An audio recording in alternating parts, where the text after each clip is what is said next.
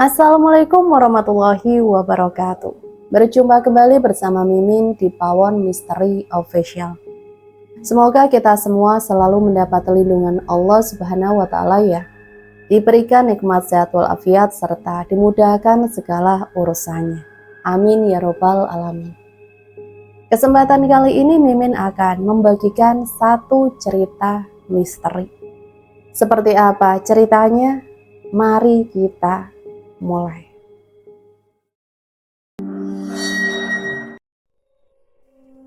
Cerita ini merupakan sebuah cerita kelam yang terjadi pada suatu keluarga saat dihadapkan dengan sebuah bencana dan dihadapkan pada sebuah kematian. Tidak ada salahnya jika saya mengingatkan bahwa peristiwa semacam ini sudah banyak terjadi di sekeliling kita. Hanya saja kita belum banyak menyadarinya. Cerita ini merupakan sebagian kecil dan salah satu di antara sekian banyak.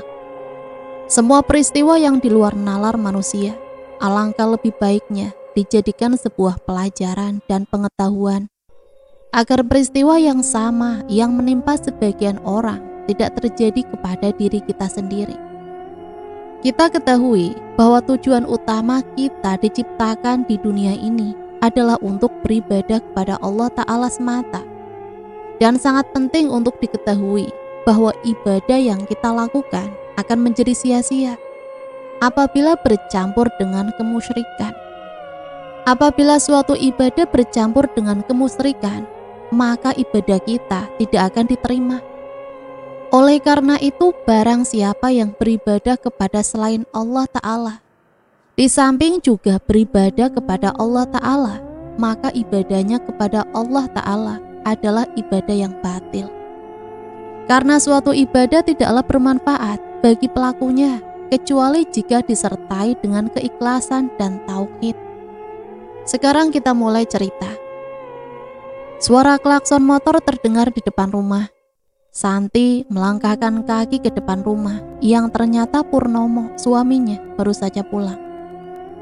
Purnomo lantas duduk di kursi depan rumahnya dan mengeluarkan sebatang rokok yang ia simpan di kantong celananya. Subakti belum pulang, Bu? Belum, Pak, katanya ada tambahan pelajaran di sekolah. Santi yang baru saja keluar rumah kembali ke belakang dan kembali menghampiri Purnomo dengan secangkir teh hangat di tangannya. Tak berapa lama Subakti pulang. Assalamualaikum, Pak, Bu. Waalaikumsalam. Gimana sekolahnya, Nak? Ya begitu, Bu, lancar. Yowis, sana ganti baju, lalu makan dulu, ujar Purnomo sambil menghisap rokok di tangannya. Pak, Bapak mikir apa? Kok sepertinya berat? Tanya Santi melihat wajah suami yang terlihat sedang berpikir dengan tatapan matanya yang tajam. Di sini Purnomo mulai cerita dengan istrinya. Purnomo memiliki niat akan memulai usaha dengan Agus, saudaranya. Purnomo dengan Agus berniat menjadi seorang pengkulak sayur di daerahnya. Karena menurutnya di daerahnya kala itu belum ada yang berprofesi demikian. Oh ya, keluarga Purnomo tinggal di sebuah desa yang banyak dikenal karena letaknya berada di dataran tinggi di tanah Jawa. Selain itu, desa Karang juga terkenal dengan hasil buminya yang melimpah. Sehingga tak hayal jika Purnomo dan Agus memiliki niat ingin menjadi tengkulak hasil bumi di daerahnya. Insya Allah ibu dukung, disiapkan saja, Pak, ucap Santi mendukung niat suaminya. Tanpa terasa waktu sudah asar. Seperti biasa, Purnomo mengajak Santi dan Subakti sholat bersama di rumahnya. Singkat cerita, setelah semuanya siap, Purnomo dan Agus memulai usahanya. Bunyi klakson mobil bak terbuka terdengar di depan rumah. Agus datang menjemput Purnomo selepas subuh dengan mobil pick-up milik mereka berdua yang sengaja mereka beli sebelumnya untuk usaha kali ini. Bu, Bapak berangkat ya. Purnomo pamit dengan istrinya pagi kala itu. Purnomo dan Agus akan bertemu dengan Pak Cahyo, petani di desa sebelah. Sebut saja desa Karang, yang memang hari ini jadwal panen di sana. Dengan membawa uang yang sebelumnya disiapkan, Purnomo dan Agus yakin jika usaha pertamanya ini akan berhasil. Agus dengan yakin membawa mobil pick-up yang ia bawa dengan cukup kencang, sembari menikmati sejuknya udara pagi dan memandangi bukit-bukit di kiri dan kanan jalan. Sudah menjadi hal yang normal bagi warga desa memulai aktivitas selepas subuh. Terlebih mereka yang bermata pencaharian sebagai petani. Kira-kira langkah pertama kita nanti bagaimana ya Gus? Tenang aja mas, bismillah lancar. Kita niatnya kan usaha dan halal. Tiba saatnya Agus memberhentikan mobil di tepi salah satu ladang di desa Karang. Tampak Pak Cahyo sedang panen sayuran miliknya, dibantu beberapa warga di sana. Sebelum turun, Agus membunyikan klakson sebagai tanda jika Purnomo dan Agus telah sampai. "Oh Pak Agus, Pak Pur, sudah nyampe toh?" seru Pak Cahyo dari arah ladang. Singkat cerita, setelah negosiasi, usaha pertama Purnomo dan Agus lancar. Dari pertama berjualan, mereka sudah dapat untung berkali-kali lipat dari modal yang mereka gelontorkan di awal. Hanya membutuhkan kurang dari 6 bulan, usaha Purnomo dan Agus berkembang sangat pesat. Armada transportasi mereka pun bertambah. Yang awalnya hanya modal mobil pick-up 1, sekarang sudah memiliki 6 truk tambahan. Belum lagi sekarang mereka sudah memiliki karyawan yang cukup banyak dan memiliki tempat pengelolaan sendiri di dekat rumah Purnomo. Berkat usahanya yang sukses, ekonomi keluarga Purnomo dan Agus naik drastis. Mereka masing-masing juga sudah memiliki mobil pribadi berkat usahanya yang baru setengah tahun itu. Tapi walaupun sudah di atas angin, ternyata tidak menggelapkan hati mereka berdua. Keluarga Purnomo dan Agus kerap berbagi hartanya dengan anak yatim dan kalangan janda di daerahnya.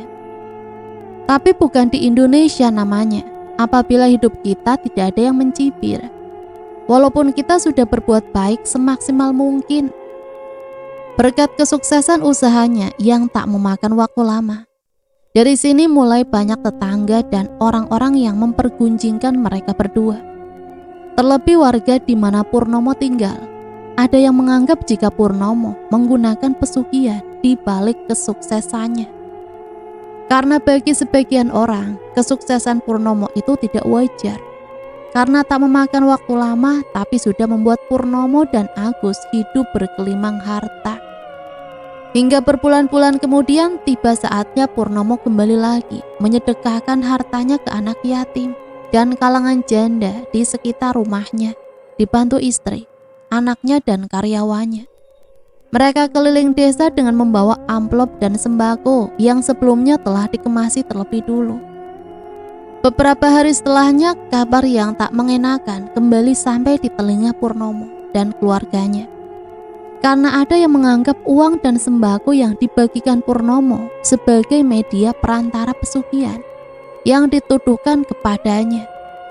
Puncaknya suatu sore, ada seorang janda sakit datang ke rumahnya dengan membawa uang dan sembako yang sebelumnya ia terima. "Purnomo, ini uang dan semua pemberianmu saya kembalikan. Semua yang kamu beri ini tidak lebih hanya caramu dan media pesugihanmu semata," teriak seorang janda setengah tua dari pekarangan rumahnya. Purnomo dan Santi berusaha menjelaskan dan membantah tuduhan yang tidak berdasar itu. Tapi belum sampai mereka menjelaskan, janda itu kembali lagi meluapkan emosinya kepada Purnomo dan keluarganya dengan memaki-makinya dan mengucapkan semua tuduhan yang telah ia yakini itu. "Bu, saya tidak pesugihan. Saya di sini usaha tidak menggunakan pesugihan, Bu. Saya dan keluarga saya paham tentang apa saja yang diperbolehkan dan tidak diperbolehkan di agama. Ibu punya bukti tidak kalau saya pesugihan? Jangan asal tuduh, Bu," seru Purnomo dengan nada sedikit meninggi karena tersulut emosinya. Tampak Santi istrinya menenangkan Purnomo di sampingnya. Sementara Subakti hanya diam berdiri di belakangnya, memperhatikan kejadian apa yang ada di depannya. Purnomo yang kala itu tidak mau memperpanjang masalah, akhirnya hanya menerima uang dan sembako yang sebelumnya ia berikan dari tangan janda setengah tua itu. Tak sadar, suasana depan rumah Purnomo sudah ramai banyak tetangganya yang berkumpul karena ucapan janda tersebut yang sangat keras dan memanggil perhatian orang-orang di sekitarnya. Tapi tak seorang pun menengahi Purnomo dan janda setengah tua itu.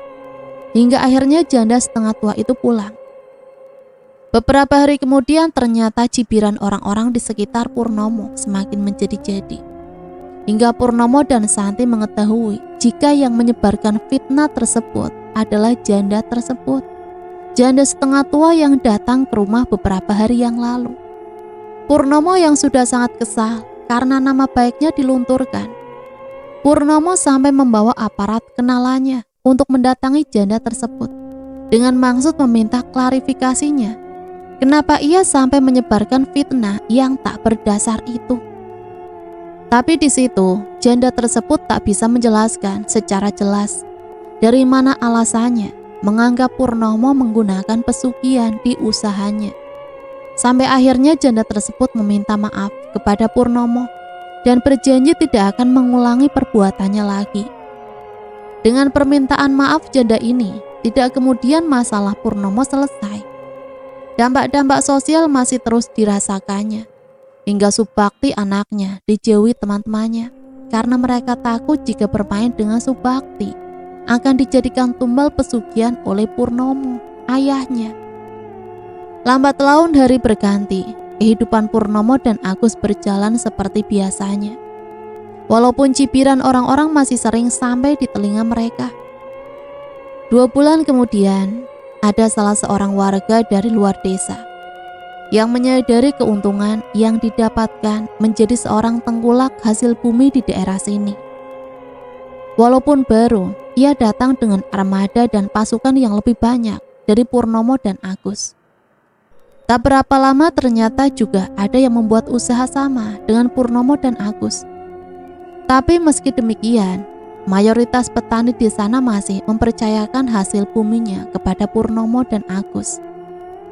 Sampai pada suatu malam, Santi yang terjaga di ruang tamu menunggu Purnomo pulang. Ia menyimpan perasaan ganjal malam itu terhadap suaminya. Ditambah malam itu hujan turun sangat derasnya. "Assalamualaikum," terdengar salam Purnomo di antara suara hujan sambil mengetuk pintu rumahnya. Santi yang sudah khawatir menunggu langsung membuka pintu rumahnya. "Kok sampai jam segini toh, Pak?" tanya Santi karena tak biasanya mengetahui Purnomo pulang hingga jam 11 malam. "Tadi kendaraannya mogok di jalan, jadi berhenti benerin dulu di jalan, Bu," jawab Purnomo dengan nada yang tampak lelah malam itu. Malam itu Purnomo langsung istirahat dengan istrinya. Suasana rumah yang biasanya dingin seketika berubah panas hingga membuat Purnomo yang baru saja tidur kembali bangun. Santi yang merasakan hal yang sama ditambah mendengar suara Purnomo bangun membuatnya bangun juga dari tidurnya. Malam kala itu memang tak seperti biasanya. Malam yang biasanya diselimuti dingin khas dataran tinggi, tiba-tiba panas entah apa sebabnya. "Panas banget sih, Pak. Hawanya kok berubah jadi gerah seperti ini, padahal masih hujan juga," gerutu Santi pada suaminya. Tak berselang lama Purnomo mendengar ada suara langkah kaki dari atap rumahnya. Purnomo dan Santi saling tatap seakan bingung dengan suara apa atau ada siapa malam-malam lewat atap rumahnya. Tak berhenti di situ, suara dentuman keras tiba-tiba juga terdengar dari atap rumah. Seperti ada yang sengaja melempari rumah mereka. "Apa itu, Bu? Aku tak keluar, cek keluar rumah. Takutnya ada maling yang hendak mencuri di rumah kita," ujar Purnomo kepada istrinya dengan muka tegas. Perlahan tapi pasti, Purnomo melangkahkan kaki keluar rumah. Ia keluar dengan membawa parang dan senter di tangannya. Dengan hati-hati Purnomo berjalan mengelilingi rumahnya sambil melihat atap rumahnya. Purnomo tidak menemukan apa-apa di atap rumahnya. selain rintikan hujan yang masih tersisa malam itu. Baru saja melangkahkan kaki saat hendak masuk ke dalam rumah, Purnomo dikagetkan dengan kilatan cahaya datang melewati atas rumahnya. Dengan perasaan takut, Purnomo lari dan masuk ke dalam rumah. Purnomo tidak menceritakan pada Santi apa yang dilihatnya di luar rumah tadi. Purnomo dan Santi kembali melanjutkan tidurnya malam itu. Mereka tidak menyadari jika kejadian malam itu adalah awal dari petaka yang akan mendatangi keluarganya. Apalagi malam itu juga bertepatan dengan malam yang disebut sebagai malam Anggoro Kasih. Malam Anggoro Kasih atau malam Selasa Kliwon. Malam yang juga disebut sebagai malam Anggoro Kasih, dianggap keramat dan dipercaya dapat menghadirkan para lelembut dengan cepat. Selain itu juga, malam Anggoro Kasih dipercaya akan membuat urusan guna-guna menjadi lebih ampuh lagi. Kebanyakan orang menggunakan malam itu sebagai titik ritual untuk mentirakati sebuah amalan-amalan akan pengasihan, pelet, dan jalur guna-guna yang banyak diyakini sebagian orang sebagai malam mujarab untuk mengirimkan santet kepada seseorang. Pagi harinya Purnomo pergi bersama Agus ke ladang tetangganya yang hari ini panen. Sepulangnya dari sana, Purnomo mengeluh kesakitan di seluruh tubuhnya dan badannya demam tinggi. Purnomo dirawat Santi di rumah. Semua pekerjaannya dihandle Agus dan karyawannya yang lain. 3 hari dirawat, Purnomo tidak menunjukkan tanda-tanda akan membaik. Panasnya semakin tinggi. Di hari ketiga ini, Santi dibuat bingung sekaligus terkejut dengan keadaan perut suaminya yang mengeras dan ada benjolan di permukaannya. "Subakti, Subakti!" teriak Santi memanggil anaknya. "Buruan minta tolong orang di depan untuk mengantar bapak berobat," seru Santi pada anaknya dengan wajah khawatir karena melihat kondisi Purnomo. Purnomo yang saat itu sadar hanya dia melihat istri dan karyawannya mengangkatnya ke dalam mobil untuk dibawa berobat sore hari itu. Joko, karyawannya yang mengantar Purnomo dan Santi, membawa kemudi mobil dengan kencang menembus kabut pedesaan yang turun sore hari itu. Sesekali ia membunyikan klakson agar mobil yang ia bawa bisa melaju dengan kencang menuju klinik yang agak jauh dari rumahnya. Sesampainya di klinik, Purnomo hanya didiagnosa sakit demam biasa dan tidak ada penyakit yang lainnya. Santi menggeleng-gelengkan kepala, seperti belum puas dengan hasil pemeriksaan ini. Sore itu mereka pulang ke rumah dengan membawa obat dari dokter. Santi berencana jika tidak ada perubahan dalam 2 hari ini, ia akan membawa suaminya ke rumah sakit di kota. Benar saja, setelah 2 hari Purnomo tak juga membaik. Santi ditemani Subakti dan diantar Joko membawa Purnomo ke rumah sakit kota. Memakan waktu 1 jam sebelum akhirnya mereka tiba di rumah sakit. Di sana Purnomo didiagnosa pembengkakan kelenjar getah bening di perutnya dan harus lekas dioperasi. Kurang lebih 2 jam menunggu dengan penuh harap. Dokter yang menangani Purnomo datang dengan membawa kabar jika saat dioperasi tadi tidak ditemukan apa-apa di perut Purnomo. Benjolan kelenjar getah bening yang dimaksud sebelumnya juga tidak ditemukan. Santi menangis mendengar kondisi suaminya. Santi mencoba bertanya sekali lagi dengan dokter tersebut. Barangkali ada kesalahan pemeriksaan atau yang lain. Dokter tersebut kembali menjelaskan sama dengan penjelasannya awal tadi. Setelah Purnomo dirawat dirasa hingga 3 hari lamanya. Perubahan yang terlihat hanyalah demam Purnomo yang sudah mulai menurun. Tapi perut Purnomo masih belum menunjukkan adanya perubahan. Derita tentang Purnomo akhirnya menyebar di antara keluarga besar Purnomo dan Santi. Sampai di suatu hari, Mbah Manik, orang tua Purnomo, datang menjenguk kondisi anaknya. Mbah Manik dalam kehidupannya ini masih memegang erat budaya kejawen. Tapi anaknya, Purnomo, lebih memilih hidup normal seperti orang-orang pada umumnya. Di rumah Purnomo, di samping tubuh Purnomo yang terbujur lemah, Mbah Manik bertanya pada Purnomo tentang apa saja yang terjadi sebelum dirinya jatuh sakit seperti ini. Di sini Purnomo dibantu Santi menjelaskan semuanya. Di sini juga Purnomo baru membuka pembicaraan soal kilatan cahaya yang ditemuinya di luar rumah tempo lalu. Ambilkan air putih, pinta Mbah Manik. Mbah Manik meletakkan segelas air putih pemberian Santi di depannya. Kemudian Mbah Manik merapalkan doa, entah mantra, yang disematkan melalui air putih itu. Minumlah Pur, suruh Mbah Manik pada Purnomo. Penyakitmu ini kiriman dari orang yang tidak terima melihatmu sukses Pur. Dia iri denganmu.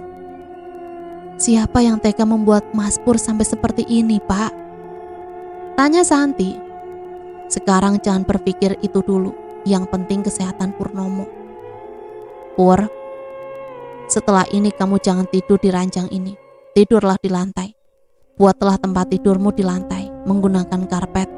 Dan tiap hari minum air kelapa hijau. Lakukan semua itu hingga 40 hari lamanya. Jangan sekali-kali lupa atau melanggar. Tambah Mbah Manik pada Purnomo dan Santi. Purnomo dan Santi mengangguk mendengar nasihat Mbah Manik. Sejauh ini banyak masyarakat yang masih meyakini kepercayaan ini.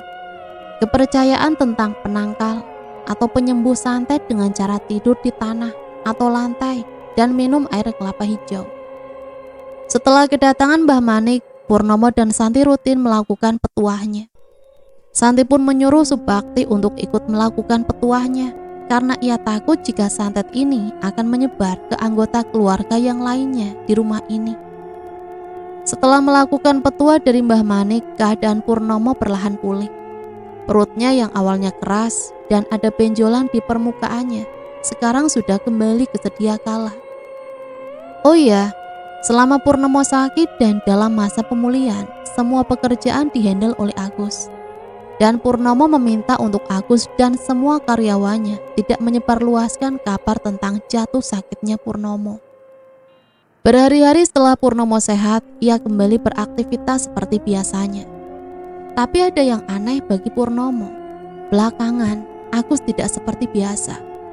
Dia lebih sering pulang cepat dan lebih murung dari biasanya. Hingga suatu malam saat Purnomo tengah makan malam dengan keluarganya, ia mendapat kabar dari pesan singkat di HP-nya jika Agus jatuh sakit. Dan menurut kabar yang diterimanya, sakit yang menimpa Agus ini aneh dan tiba-tiba. Besoknya Purnomo ke rumah Agus. Ia terkejut melihat kondisi Agus yang lemah dengan wajah yang pucat. Anehnya perut dari Agus juga keras dan membesar, bahkan lebih parah dari Purnomo kemarin. Purnomo yang sudah curiga kalau ini ada kaitannya dengan santet yang dikirimkan padanya tempo lalu. Ia kemudian berusaha menyampaikannya pada istrinya. Namun Titin, istri Agus, sama sekali tidak percaya dengan apa yang dikatakan Purnomo. Terlebih memang sebelumnya ia dan Agus hanya mengetahui jika sakitnya Purnomo tempo lalu hanya sakit biasa, tidak ada kaitannya dengan santet. Titin dibantu saudaranya tetap berupaya melalui tenaga medis untuk menyembuhkan suaminya. Tapi tak seorang pun dari dokter yang didatanginya menemukan penyakit yang diderita suaminya itu. Hingga 3-5 kalinya Titin berganti dokter dan rumah sakit, tapi masih saja tidak ditemukan apa penyakit yang diderita Agus. Hingga suatu hari Titin berinisiatif mengadakan pengajian di rumahnya. Selain berharap kesembuhan untuk suaminya, ini juga dalam rangka menolak bala yang datang pada keluarganya. Usaha Titin di sini berhasil, Agus sembuh, tapi kesembuhannya tak bertahan lama. Agus kembali jatuh sakit dan lebih parah dari sebelumnya. Bahkan seluruh badannya sangat susah digerakkan. Titin mulai kehabisan akal. Bagaimana lagi caranya menyembuhkan suami kesayangannya itu? Titin kembali membawa suaminya ke rumah sakit yang lain, tapi usahanya tetap saja nihil. tidak ditemukan penyakit apapun di tubuh suaminya. Terhitung sudah hampir 2 bulan lamanya, Agus belum juga sembuh. Titin sudah hampir kehabisan akal untuk menyembuhkan suaminya. Ia ingin meminta pertolongan warga di sekitarnya, tetapi ia tak ingin penyakit suaminya ini diketahui banyak orang. Hampir sama dengan Purnomo, ibu dari Agus ini juga memiliki kepercayaan kejawen dalam hidupnya. Sebagai informasi, banyak masyarakat di daerah sana yang masih memegang erat budaya kejawen, bahkan hingga sekarang. Terlebih orang-orang tuanya, orang terdahulu, sehingga banyak di antara mereka memiliki ilmu spiritual yang tinggi. Mbah Latmi, sapaan akrabnya, sengaja diundang oleh Titin untuk membantu menyembuhkan suaminya yang sekaligus anaknya itu. Walaupun sebenarnya Titin masih belum mempercayai hal-hal yang berbau magis, tetapi dia tidak tahu lagi dengan cara apa untuk menyembuhkan suaminya. Di awal kedatangan Mbah Latmi ini, ia menyarankan hal yang sama dengan yang disarankan oleh Mbah Manik kepada Purnomo. Tetapi semua itu tidak memberikan dampak sama sekali. Agus masih terbujur lemah tak berdaya. Di pertemuan berikutnya, Mbah Latmi meminta Titin membawa Agus ke rumahnya yang hanya selisih beberapa desa dari kediamannya. Narasumber lupa persis dari apa, yang pasti kala itu adalah malam Kliwon. Di situ Titi dan Agus diminta langsung ke halaman belakang rumah. Jadi di belakang rumah Mbah Latmi ini ada lahan yang kosong yang cukup luas. Di situ sudah ada tungku dengan arang yang terbakar di dalamnya. Dan ada satu orang yang sepertinya adalah orang kepercayaan dari Mbah Latmi. Setibanya di sana, Titin diminta mendudukkan Agus dengan bantuannya. Tanpa Mbah Latmi berkomunikasi dengan orang kepercayaannya itu, sebut saja namanya Karman. Tak lama Karman masuk ke dalam rumah Mbah Latmi dan keluar lagi dengan membawa kuda mainan yang terbuat dari anyaman bambu. Atau orang-orang mengenalnya dengan sebutan kuda lumping. Ya benar, ajian kuda lumping. Mbah Latmi akan menggunakan kuda lumping untuk menangani Agus. Mbah Latmi menggunakan Karman sebagai medianya atau penarik kuda lumpingnya. Apa saja yang terjadi nanti, kamu diam saja. Titin, kamu menjauh sedikit dari Agus. Gus, kamu tahan, duduk diam dulu sementara. Titin dan Agus hanya mengangguk dan melaksanakan apa yang dikatakan Mbah Latmi. Di antara gelapnya malam, Mbah Latmi memulai ritualnya. Ia terlihat komat kamit merapalkan mantranya. Agus dan Titin mulai ketakutan melihat Mbah Latmi. Walaupun ia adalah orang tuanya, tapi tidak biasanya ia melihatnya dalam kondisi seperti ini. Tak lama Karman yang ada di dekatnya mulai kerasukan. Karman mulai memainkan kuda lumping yang tadi diambilnya. Ia menari-nari ke kanan, ke kiri, sesukanya. Entah apa yang merasuki tubuh Karman. Mbah Latmi terlihat mendekati Karman dan kembali merapalkan mantranya lagi. Dari sini Karman mulai mendekati Agus. Tampak sekali wajah Agus yang ketakutan. Titin ingin sekali menemani suaminya, tapi keadaan memaksanya untuk tetap diam di sana dan berjarak dari suaminya. Dengan menari-nari Karman perlahan mendekati Agus. Dengan tangannya, Karman menyentuh seluruh badan Agus. Tak satu pun badannya luput dari sentuhan Karman. Tubuh Agus mulai bereaksi. Ia bergetar hebat saat tubuhnya disentuh Karman. Mbah Latmi yang melihatnya tetap diam dan membiarkan Karman dan Agus. Setelah agak lama tangan Karman berhenti di kedua telinga Agus, hidung dan mulut secara bergantian. Seketika Agus batuk hebat. Mbah Latmi terlihat memegang leher Karman dan kembali merapalkan mantra. Ternyata Mbah Latmi menyadarkan Karman. Setelah Karman sudah normal, Mbah Latmi mendatangi Agus dan Titin juga ikut menghampirinya. Di situ Mbah Latmi dan Titin menemukan paku 3 buah dan kumpalan rambut dari bekas batuknya Agus. Ditambah Mbah Latmi membawa jarum 4 buah yang didapatnya dari Karman. Ini yang membuat aku seperti ini, tapi ini belum berakhir. Puhul-puhulnya belum ditemukan. Malam ini kalian tidur di sini. Besok malam gantian, kita cari puhul yang ada di rumahmu. Ucap Mbah Latmi kepada Agus dan Titin. Ya Allah Mas, akhirnya kamu sembuh. Ucap Titin sambil memeluk suaminya. Setelah semuanya beres, Agus, Titin, Mbah Latmi, dan Karman istirahat di rumah Mbah Latmi. Paginya Mbah Latmi memanggil Agus dan Titin. Mbah Latmi baru menjelaskan kalau sakit yang diderita Agus adalah kiriman atau santet yang sengaja dikirimkan orang lain. Dan juga ia sudah tahu siapa pengirimnya. Siapa pengirim santet ini? Orangnya sama dengan orang yang mengirimkan santet kepada Purnomo.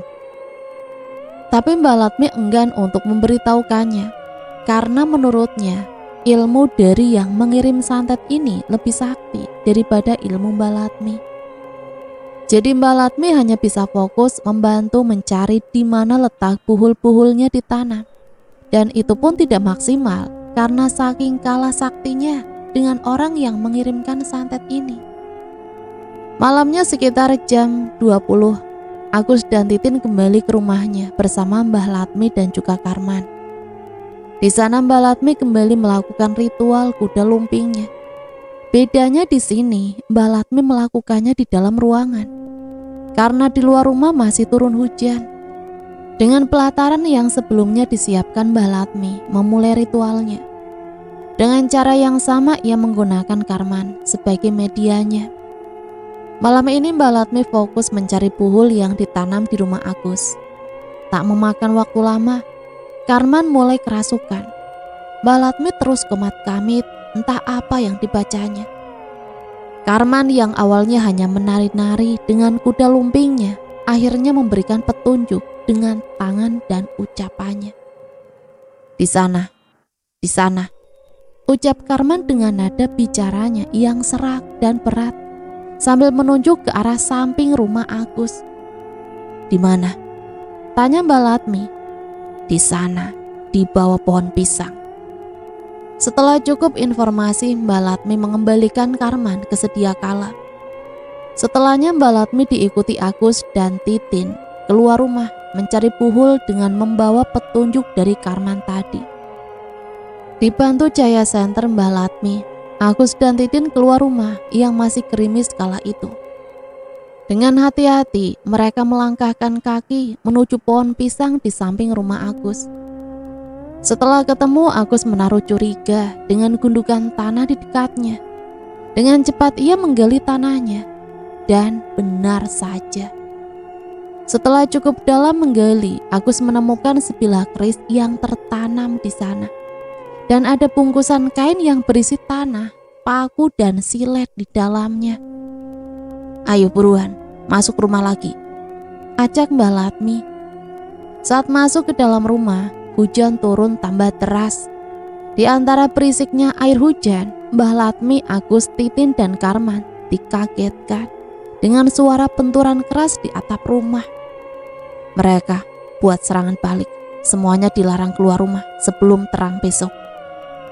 Orang ini tidak sembarangan, ilmunya sakti mandraguna. Aku tidak ada apa-apanya. Tapi asal kita diam di sini, tidak akan terjadi apa-apa. Santet ini belum berakhir. Puhul yang semalam kita temukan bukan yang utama. Masih ada satu yang utama, dan aku tidak bisa mencarinya. Karena orang yang mengirim santet itu memagari puhul yang utama agar tidak bisa terdeteksi keberadaannya. Ilmuku tak cukup sampai di situ.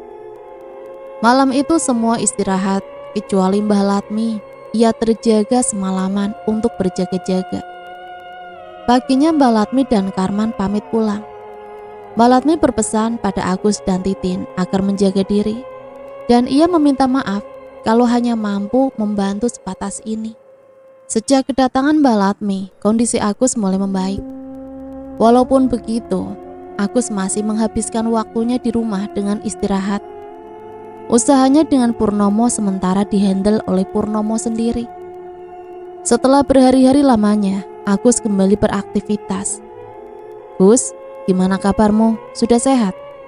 Tanya Purnomo di pertemuan pertama mereka setelah Agus membaik. Alhamdulillah mas. Semua kembali normal. Agus dan Purnomo kembali aktivitas bersama. Bisnisnya terus jalan di tengah persaingan yang semakin kesini makin banyak. Hingga di suatu hari di malam Jumat, Agus dan Titin sedang makan malam ditemani hujan lebat disertai angin kencang di luar rumah. Terdengar suara ketukan pintu yang memecah suasana mereka berdua. Siapa yang pertama hujan begini? Gerutu Agus sambil berdiri dan berjalan ke pintu depan. Tidak ada rasa curiga di benak mereka berdua. Baru saja mengayun daun pintu dan menariknya. Tiba-tiba tubuh Agus terpental jatuh tersungkur ke belakang. Titin yang masih makan kaget dan buru-buru menghampiri suaminya. Astagfirullahaladzim mas, teriak Titin setelah melihat suaminya pingsan tepat di dekat pintu rumah yang masih dalam keadaan terbuka.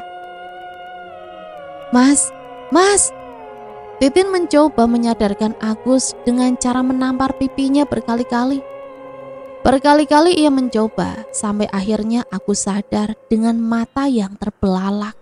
Seakan-akan dia mengisyaratkan kaget dan ketakutan. Dek, tutup pintunya dek, tutup pintunya dek.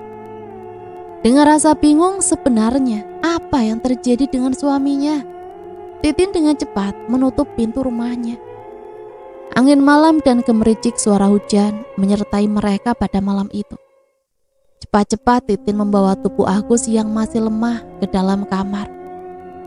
Di situ Agus menceritakan jika setelah membuka pintu ada sosok hitam seperti lutung masuk dan mendorong badannya hingga jatuh, tersungkur, kemudian ia pingsan. Sejak kejadian itu Agus kembali jatuh sakit, badannya demam tinggi.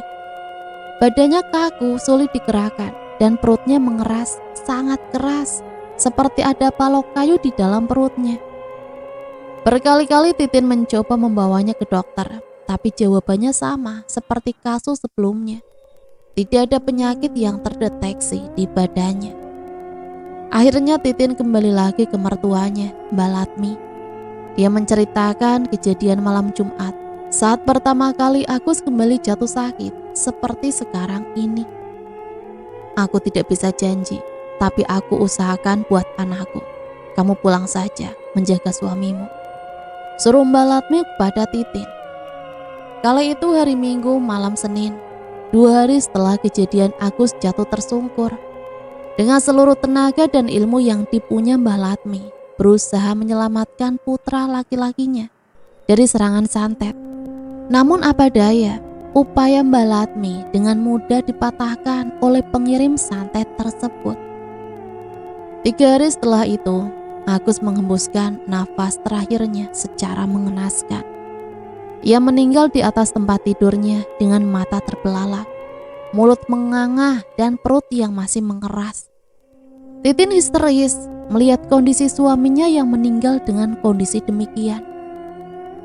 Akhirnya santet itu memakan korban. Agus sudah tewas karenanya. Satu desa ramai karena kabar kematian Agus yang sudah banyak diketahui karena serangan santet. Purnomo yang mendengar kabar kematian Agus lekas mendatangi rumahnya. Mau apa kamu kesini? Kamu yang membuat suamiku mati. Pergi kamu! Teriak Titin saat Purnomo baru menginjakkan kaki di rumahnya. Suasana yang awalnya haru seketika berubah tegang karena kedatangan Purnomo akibat kemarahan Titin. Banyak orang di sana yang menyimpulkan jika kematian Agus ada hubungannya dengan rekan usaha yang sekaligus saudaranya, Purnomo. Semenjak kejadian itu, ada kesenjangan antara keluarga Titin dengan Purnomo. Titin memilih menjauh sejauh-jauhnya dari keluarga Purnomo agar tidak bernasib sama seperti Agus. Sejak kematian Agus, hidup Purnomo menjadi banyak sekali cobaan. Mulai dari cibiran orang-orang yang belum hilang, ditambah berita santet yang menimpa dirinya dan Agus, sehingga membuat dirinya banyak dijauhi tetangga dan rekan bisnisnya. Masih ingat perkataan Mbah Latmi. Ada dua hal utama yang dikatakan Mbah Latmi. Pertama, yang mengirim santet pada Agus orangnya sama dengan orang yang mengirim santet kepada Purnomo. Artinya sudah pasti, orang yang mengirim ini memiliki kecemburuan, iri terhadap pencapaian mereka berdua. Kedua, puhul yang ditemukan Mbah Latmi di rumah Agus itu bukan merupakan yang utama. Masih ada puhul yang utama yang tidak bisa dicarinya. Sementara kita tahu bahwa jika ingin menghilangkan santet, maka kita harus mencari dan menghilangkan semua puhul-puhul yang ada. Sejak banyak berita-berita miring menyerang Purnomo, perlahan bisnis Purnomo menurun. Banyak petani-petani yang lebih memilih menjual hasil buminya kepada tengkulak yang lain, karena mereka lebih memilih cari aman daripada mereka ikut menjadi korban seperti Agus. Purnomo masih belum menyadari jika santet ini belum berakhir. Mbah Latmi atau Titin tidak sama sekali memberitahu kalau masih ada puhul yang utama yang entah ditanam di mana. Kurang lebih 1 bulan, sama sekali tak ada gangguan menyerang kehidupan Purnomo. Tapi sampai pada suatu hari, sesuatu terjadi pada Mbah Menik. Mbah Menik yang rumahnya tak jauh dari Purnomo mulai mendapat gangguan. Entah apa penyebabnya, sampai Mbah Menik yang gantian menjadi incaran. Mbah Menik ini tinggal dengan istrinya, Mbah Marsi, ditemani 2 anaknya, Amin dan Rohmat, adik Purnomo, yang masih tinggal di sana. Mereka tinggal di dalam rumah kayu yang memiliki nuansa Jawa kuno, dengan bentuk joglo dan pernak-pernik antiknya. Mbah Menik ini sehari-harinya menggarap ladang di ladang milik pribadinya. Suatu hari Mbah Marsi dan Mbah Menik sedang duduk dalam rumahnya sambil menikmati sejuknya suasana pegunungan yang bisa dirasakan hingga dalam rumah. Mereka duduk sambil menyeruput teh hangat di kursi kayu panjang. Orang di sana menyebutnya kursi jongkok. Entah saat sudah berapa lama, tiba-tiba saat Mbah Marsi melihat ke arah Mbah Menik, di sampingnya ada makhluk terbungkus kain putih dengan kuncup di kepalanya. Sontak Mbah Marsi yang melihat memalingkan wajah dan berlari keluar rumah sambil berteriak, "Pocong! Pocong!" Mbah Menik yang bingung mengikutinya di belakang. Di luar Mbah Marsi bercerita kalau dia melihat pocong sedang duduk di kursi panjang di sebelah Mbah Menik. Mbah Menik sama sekali tidak mau masuk rumah sebelum Amin dan Rohmat pulang ke rumah. Walaupun suaminya, Mbah Menik, memiliki kepercayaan kejawen, tidak berarti dia dan suaminya kebal dan selalu biasa saja ketika mengetahui hal-hal gaib.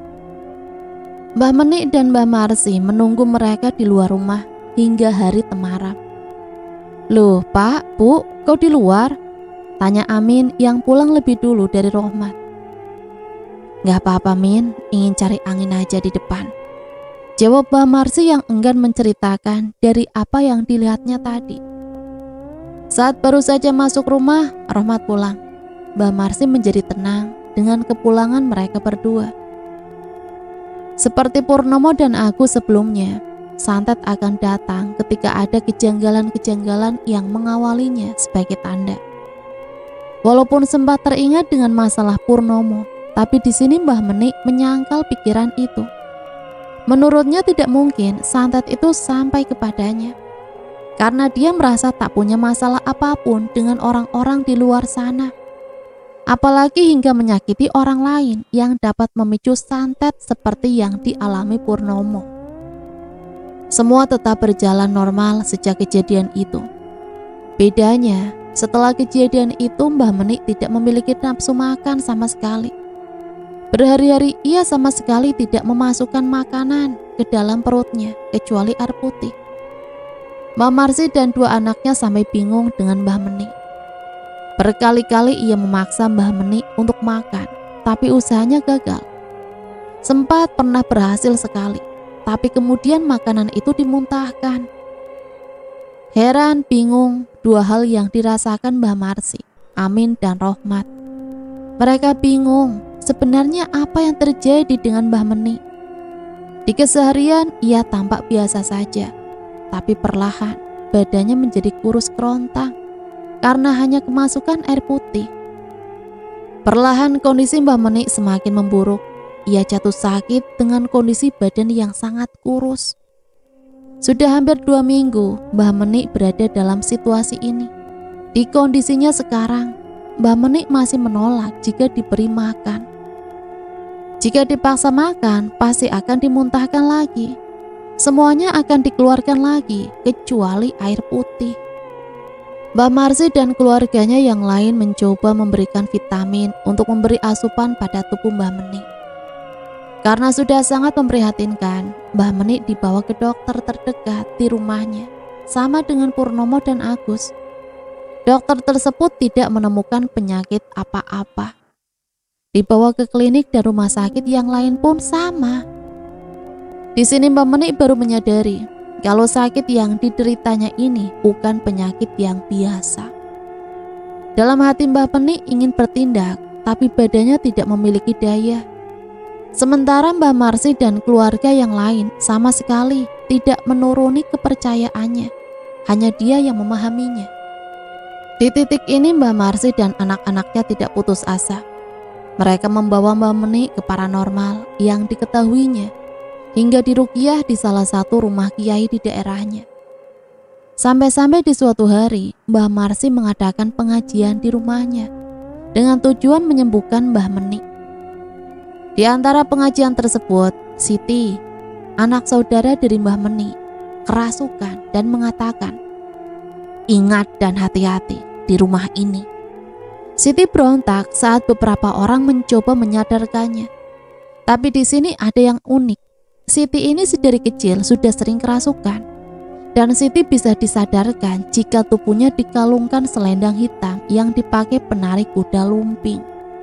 Keluarga yang sudah memahami tanpa berpikir langsung mengeluarkan selendang hitam dan mengalungkannya di leher Siti. Seketika ia pingsan dan sadar. Tidak lama dari situ, tiba-tiba timbul reaksi dari tubuh Mbah Menik. "Tidak akan ada yang bisa menghalangi tujuanku, termasuk kalian semua. Pergi kalian, pergi!" ucap Mbah Menik dengan suara berat dan menyeramkan. Semua orang di sini sudah mengetahui jika itu bukan Mbah Menik. Melihat itu, anak-anak Mbah Menik menahan tubuh Mbah Menik yang mencoba berontak. Jika dalam kondisi normal, jangankan berontak, ingin duduk sendiri saja Mbah Menik tak punya daya. Tapi kali ini malah Mbah Menik sangat kuat. Walaupun bisa tertahan, tapi terlihat wajah dari anak-anaknya yang kewalahan menahannya. Beberapa hari setelah pengajian, Mbah Menik belum memperlihatkan adanya perubahan. Nampaknya upaya Mbah Marsih dengan keluarganya belum membuahkan hasil. Mbah Menik tetap terbujur kaku dan lemah dengan badan yang tambah kurus memprihatinkan. Di hari itu siang hari, Mbah Marsih dan seluruh anak, mantu dan cucunya berkumpul. Mereka mencari jalan keluar dari permasalahan ini. Belum sampai mereka mendapat akal, mereka kaget melihat Mbah Menik keluar dari kamarnya dan berjalan dengan gagahnya keluar rumah dengan pisang di tangannya menuju depan rumah. Di sana Mbah Menik mengambil batu di pelataran rumahnya dan melemparkannya ke atap rumah. Sontak Mbah Marsih dan anak-anaknya menghampiri Mbah Menik dan menahannya. "Pak, Bapak kok kuat jalan? Bapak lempari apa?" tanya salah satu anaknya. "Itu banyak monyet di atas sana." Dari nada dan tutur kata yang bisa dikenali kalau itu bukan Mbah Menik. Lagi pula mana kuat Mbah Menik berdiri dari tempat tidurnya dan berjalan ke depan rumah. Tak lama Mbah Menik pingsan dan diangkat anak-anaknya ke dalam kamar. Di situ semua keluarganya hampir putus asa. Mereka sudah ikhlas kalau ini sudah waktunya Mbah Menik, tapi mereka memohon untuk tidak dibuat seperti ini. Di siang itu Mbah Marsih dan anaknya menemukan satu cara dan mungkin ini menjadi upaya terakhir mereka. Mereka berencana akan mengadakan pengajian kembali di malam Jumat Mereka akan mengundang kiai-kiai di beberapa desa di sekitar daerahnya untuk membantu menyembuhkan Mbah Menik. Setelah dikumpulkan, ada 21 kiai yang akan diundang oleh mereka. Singkat cerita, tibalah sampai malam Jumat yang ditentukan. Pengajian dimulai tepat pukul 22 malam di rumah Mbah Menik. Malam hari kala itu benar-benar memiliki suasana yang berbeda. Dinginnya malam disertai angin kencang, tapi tidak menunjukkan akan turun hujan. Salah seorang kiai yang bernama Kiai Sikit membawa tempat air seperti dirigen yang setengahnya berisi air. Pengajian dimulai di dalam kamar Mbah Menik. 21 kiai tersebut duduk mengelilingi Mbah Menik. Dan ada 2 kiai, yaitu Kiai Sikit dan Kiai Rahman yang duduk tepat di samping Mbah Menik. "Nak, pegang dan tahan tubuh Bapak jika bereaksi," ujar Kiai Rahman. Dirigen diletakkan di dekat Kiai Sikit. Bismillahirrahmanirrahim. Pengajian dimulai. Baru saja dimulai, lampu kamar Mbah Menik dan ruang tengah tiba-tiba mati. Rumah Jawa kuno ditambah nuansa gelap benar-benar membuat bulu kuduk merinding malam itu. Keluarga yang ikut menunggu di sana hanya mampu diam dan menangis melihat kondisi ini. Semakin lama lantunan ayat Al-Quran semakin keras mengisi setiap sudut kamar Mbah Menik. Terlihat Kiai Sikit bergantian memegang seluruh sudut tubuh Mbah Menik sambil menariknya dan menaruhnya ke dalam dirigen yang berisi air. Kemudian dirigen tersebut ditutup lagi. Kiai Sikit seperti mengambil sesuatu dari tubuh Mbah Menik, tapi tak terlihat. Di setiap tarikannya, keluar teriakan dari mulut Mbah Menik. Mbah Marsi yang berada di dekatnya hanya menangis melihat suaminya kesakitan di depan matanya. "Tutup semua pintu dan jendela rumah," pinta Kiai Sikit. Amin bergegas menutup semua pintu dan jendela rumahnya. Tak lama dari situ, Mbah Menik berontak sangat hebat. Suara pengajian terus menggema di kamar Mbah Menik yang gelap. Tiba-tiba dari luar rumah terdengar suara benturan-benturan keras, seperti ada sesuatu yang mencoba masuk ke dalam rumah Mbah Menik. Rumah kayu yang awalnya diam dan kokoh tiba-tiba bergetar hebat akibat benturan-benturan dari luar. Malam kala itu benar-benar menjadi malam pertempuran antara para kiai dengan orang yang mengirimkan santet pada keluarga Purnomo. Tegang dan menakutkan, hanya itu yang bisa dirasakan sekarang. "Astagfirullahalazim," teriak keluarga Mbah Menik yang menyaksikan kejadian ini. Mbah Menik berteriak kepanasan, memberontak. "La ilaha illallah." Suara para kiai semakin menggema. Kiai Sikit masih terus melakukan aktivitasnya. Dirigen di samping Kiai Sikit mulai bergerak-gerak seakan-akan isi di dalamnya mencoba untuk keluar. Cukup lama para kiai bertahan di posisi ini sampai akhirnya semua selesai. Suara benturan dan getaran di dalam rumah semuanya menghilang seiring dengan pengajian yang telah selesai. Mbah Menik juga terlihat tidur di atas tempat tidurnya. Yang di dalam sini adalah yang membuat Mbah Menik seperti ini. Tolong dirigen ini dibuang di air yang mengalir dan jangan sekali-kali dibuka, ujar Kiai Sikit sambil menggenggam dirigennya. Jam sudah menunjukkan pukul 1 malam.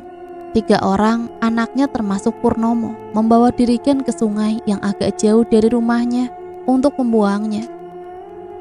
Beberapa hari setelahnya keadaan Mbah Menik perlahan membaik. Tubuhnya sudah menerima jika diberi makanan. Tapi seringkali Mbah Menik ketakutan sambil menunjuk atap rumahnya. Monyetnya banyak," ucap Mbah Menik sambil menunjuk atap rumahnya dengan wajah yang takut. Mbah Marsi dan anak-anaknya tak berpikir lama. Mereka kembali mengadakan pengajian untuk menghilangkan monyet-monyet yang dimaksud Mbah Menik. Kali ini tidak membutuhkan waktu yang lama dan tidak semenegangkan sebelumnya. Semua gangguan itu perlahan hilang dan beberapa hari setelahnya Mbah Menik meninggal karena keadaannya yang sudah sangat memprihatinkan. Sudah pasti suasana haru mengiringi kepulangan Mbah Menik. Orang tua yang mereka cintai telah pergi selama-lamanya. Tapi semua ini masih juga belum berakhir. Di suatu malam, Santi, istri Purnomo, bermimpi dalam tidurnya. Santi bermimpi didatangi makhluk berjubah hitam dan memberikan tanda jika santet ini belum berakhir dan menyuruh agar buhul yang utama cepat dilenyapkan. Santi yang bingung bercerita pada Purnomo. Mereka berdua bingung, teror santet ini belum juga ada ujungnya. Hingga pada suatu hari, entah karena apa, Purnomo memiliki keinginan membangun garasi mobil di depan rumahnya. Singkat cerita, Purnomo mulai mempekerjakan tukang. Purnomo menggali pekarangan rumahnya. Sampailah saat Purnomo menebang dan menggali pohon jeruk di depan rumahnya. Saat kurang lebih 1 meter menggali, cangkulnya membentur benda yang asing dilihatnya di sana. Digalinya semakin dalam sampai akhirnya Purnomo menemukan bambu kuning berukuran 30 cm. Setelah diteliti lagi, ternyata di dalam bambunya Purnomo menemukan paku yang sudah berkarat, jarum 1, silai dan tanah merah dengan jumlah yang banyak dibungkus dengan kain kafan. Pak Purnomo, sudah aman, sudah ketemu, ucap salah seorang tukang di sana. Di situ barulah Purnomo mengetahui jika ini merupakan akar buhul dari seluruh bencana yang menyerang keluarganya. Di situ Purnomo langsung membakar bambu dan semua isinya hingga tak tersisa. Beberapa hari setelahnya Purnomo sempat mencari tahu siapa pengirim dari semua ini dan akhirnya menemukannya. Dia adalah orang yang dikenalnya dan memiliki profesi sama dengannya. Tapi Purnomo lebih memilih menyimpan rapat ini semua. Ia tak ingin memperpanjang masalah semuanya. Sudah cukup Agus dan bapaknya menjadi korban. Setelah semua kejadian ini, keluarga Purnomo kembali tenang dengan semua aktivitasnya. Tapi sampai sekarang, entah ini merupakan dampak dari santet ini atau yang lain, keluarga Purnomo menjadi lebih peka dan masih kerap diganggu hal-hal gaib dalam kehidupannya. Nah, itulah sepenggal cerita yang bisa Mimin bagikan. Teror santet. Semoga cerita ini bisa kita jadikan pembelajaran ya. Ambil positif dan buang negatifnya. Sampai di sini saya pamit undur diri. Mohon maaf apabila banyak salah kata. Sampai berjumpa kembali di cerita-cerita misteri selanjutnya. Matur suwun. Wassalamualaikum warahmatullahi wabarakatuh.